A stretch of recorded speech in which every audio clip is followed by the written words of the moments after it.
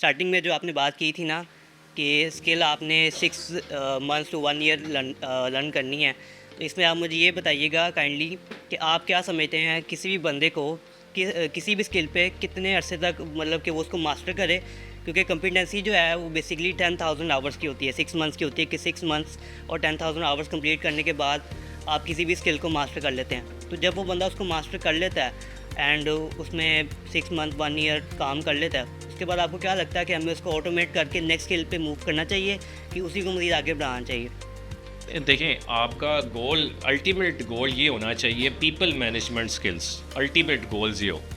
आप कुछ लोग जो हैं उसमें साल बाद भी पहुंच जाते हैं, कुछ 2 साल बाद भी।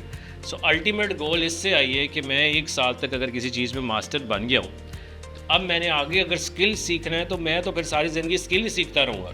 तो अब मैं ऐसा स्किल सीखूँ कि how can I manage people skills, this is the way to grow.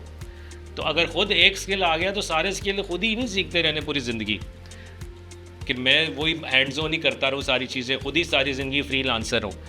तो एक स्किल सीखा, फ्रीलांसर रहे 1-2 साल, दैट्स इट। उसके बाद फिर अपनी ऑर्गेनाइजेशन बिल्ड की और फिर उसमें बंदे हायर किए और उनके स्किल्स को मैनेज किया।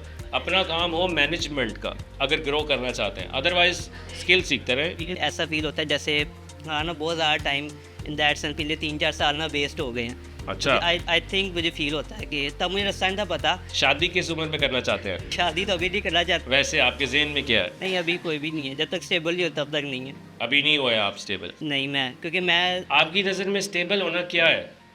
आई थिंक स्टेबल होना ये है कि आपका जो सारा कुछ है ना ऑटोमेशन पे लगा हो। I think it's stability. आप मेहनत करके उसको जस्ट ओवरव्यू करें ठीक है, एटलीस्ट।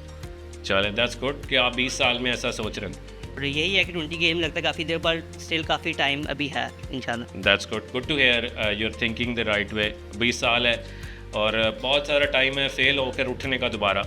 20-22 साल में फेल होते हैं, 23 साल में फिर दोबारा से उठ सकते हैं। This is the time to take risk. जो लोग बाद में 30, 40, 45 के बाद रिस्क लेते हैं तो वो बहुत ही एक हैवीली हाई रिस्क है। बट 20 साल is the right age. I wish we would have known all this by that thank time. You so much.